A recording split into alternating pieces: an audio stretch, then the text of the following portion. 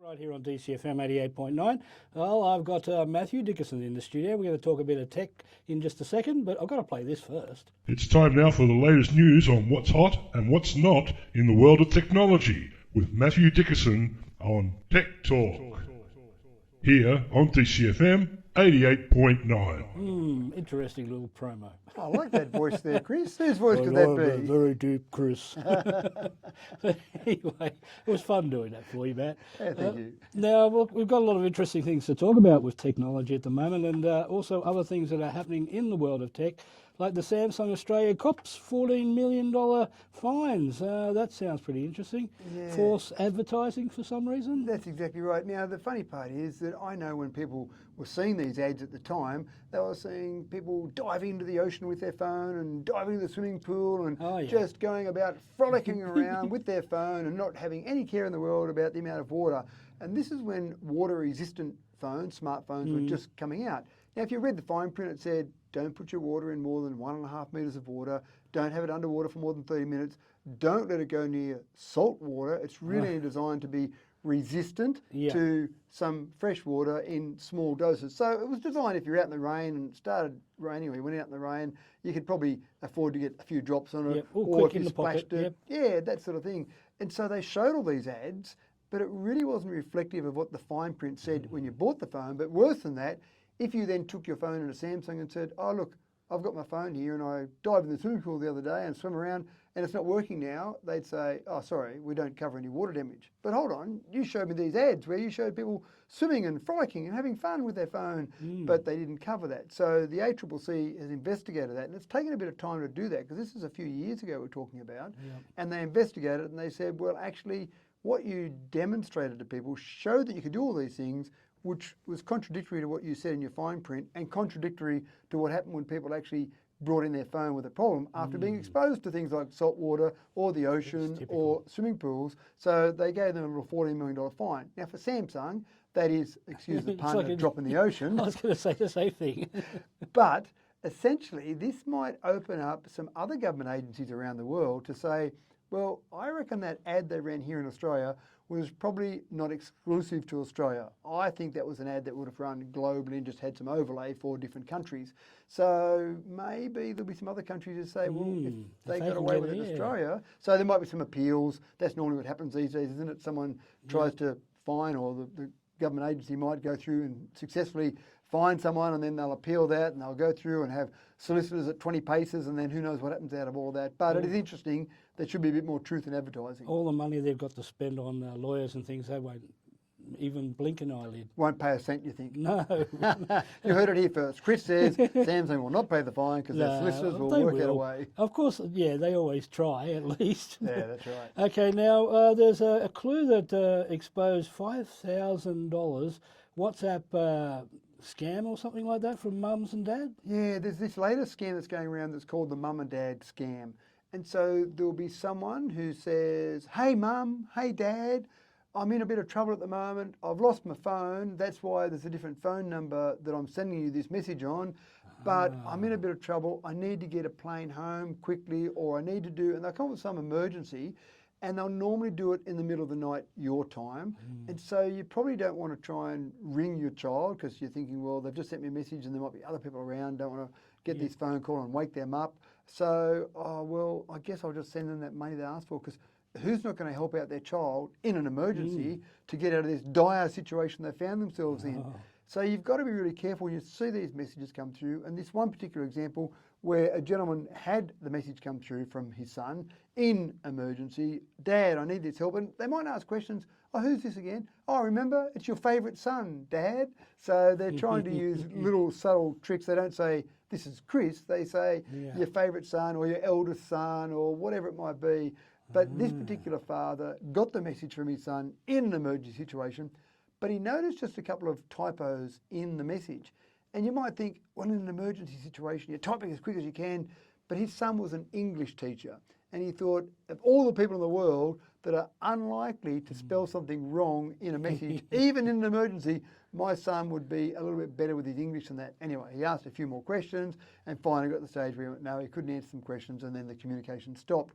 But this one, he was asking for $4,770 to get him out of trouble. It's a very precise amount, isn't it? Yeah, it is. But people do get caught with this. Yep. We've had about $205 million so far up to the 1st of May this year that people have reported to Scam Watch in Australia. Now, that's the people that have reported that.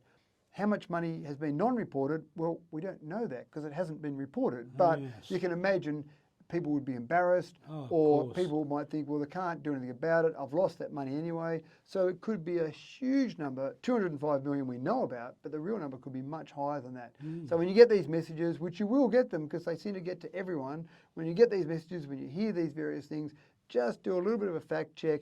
And even just make the phone call. That's kind of the advice I give to people. When someone says, oh, my bank details have changed, please pay this invoice into a different bank account, whatever it might be, just make the phone call and ring the normal number that you would normally have for that person, not, oh, I've lost my phone, here's the new number to ring me on. Yep. Just ring their old number and see if they really have lost their phone, and just do that as a bit of a check. They're cheeky, aren't they? Oh, they are. They're very clever in their social analysis of how to get people to hand over money. And, well, they'd have to be going to the lower income market as well. Like, how would they expect to pay $4,000, for example, if they don't even have that money in their account? That's exactly right, and it really is a numbers game for the scammers. They just blast it out to everyone, and they know that most people are going to ignore it. Most people are going to say, I don't have that kind of money. I'm sorry my son's in trouble, but I just don't have a spare $4,770 lying around in loose change. Yep. But they know they're going to get some people who have got the means and be sucked into it. And again, when I say sucked in, that sounds a bit harsh, because they're very clever in the way they do it. So it's very easy to be tricked with these things, and then people feel bad about themselves because they go, oh, I'm so stupid, I'm so gullible, how could I fall for that? But these people sit there, and that's what they spend their whole day doing, is trying to trick people. So don't feel bad about it. Report it to the authorities, go in the path. But before you do that, hopefully just check things before you hand over money to someone, or that's hand the over your most details. important thing, isn't it? It is, that's exactly right. Now, what about this? You're more likely to become friends with someone who smells like you. That sounds interesting. Do I like Chris or not? No. No, you smell okay, Chris. No. I think we'll be friends. So Okay, there's a good. whole range of testing that's occurred where they've had what I would call an electronic nose. So they put electronic noses on people. They've had a whole range of test subjects, and that electronic nose analysed the compounds that your body exuded, and then they put these people in rooms together. And then they just looked at which people gravitated to which other people. No one knew how they smelt in terms of, okay, that's a person of smell type A or B. There was nothing on those people. They just said, hey, everyone, here's a big room. You just gather around in a social environment and see where people gravitate towards each other. Then when they analysed the smell of those people, they found that people that smelt similar were more likely to gravitate together, so more likely to be friends, and I use that term very loosely because obviously you're not going to be friends with a few minutes with someone. Further research showed something that was a bit different when you had partners, so heterosexual partners seem to be attracted to the opposite smell, because the idea is that my immune system and my partner's immune system, I want those two immune systems to be different because we want to produce offspring that are stronger from an immunity perspective. So your friends smell like you, your partner smells the opposite of you. So does that mean your partner can't be friends with your friends? I'm not sure if they have gone that far in their research. But the other part I'm not sure about is, if I want to be friends with you and I found out that you used a certain brand of deodorant, if I use that same deodorant, then does that make you more likely to want to be friends with me? Because we smell the same, even though it's a fake smell. So all of this testing was done without perfumes, without deodorants. So it's a complicated area, but apparently, yeah, we like people that smell like us. It's a strange one for sure, for certain.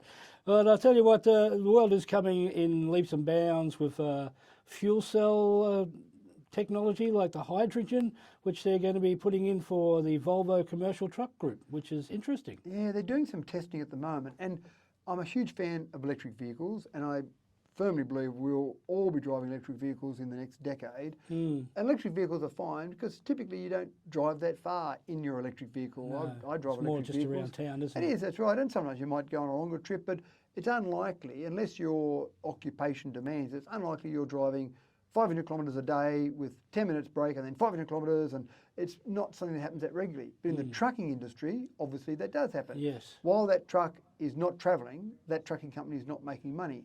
So electric vehicles, electric trucks, the problem there is the recharge time might be a bit of an issue. Volvo's dealing with fuel cell, hydrogen fuel cell trucks. Now, a hydrogen vehicle drives the same as an electric vehicle. It's got an electric motor, it's got a battery, but a much smaller battery.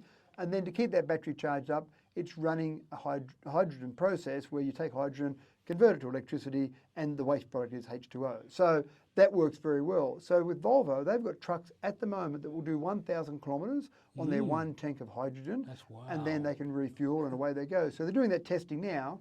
The big issue, of course, is there's not a lot of hydrogen refueling stations out there. Well, give it time. Give it time, that's right. And hydrogen, and in the main, is not produced with green processes at the moment, but there are companies, and I know there's a company setting up here in Dubbo, that will be a green hydrogen producer. So they'll use renewable energy to break that hydrogen down into, or take that hydrogen and basically produce hydrogen in a green method. And then when you process that in a vehicle, again, that output of H2O. So fantastic, very clean energy process, very convenient, and then a refill time that's similar to filling it with petrol. And the exhaust pipe, well, it just drips water. That's exactly right. That's exactly it. So that all sounds very good. Fair bit of testing to go there, but I think that trucking industry will be the first one that starts they'll using benefit that. from that for sure. Yeah, that's exactly It's right. a good little thing to have new technology helping the world get around and around quicker and safer and more not hygienic, environmentally friendly. That's what I was trying to get at. Yeah, you're right. But Chris. anyway, it's been a good chat today, telling us all about the wonderful new technology and things that are coming along nicely in the world. So thank you once again for joining us on DCFM 88.9, Matt. My pleasure, Chris. Good to be chatting.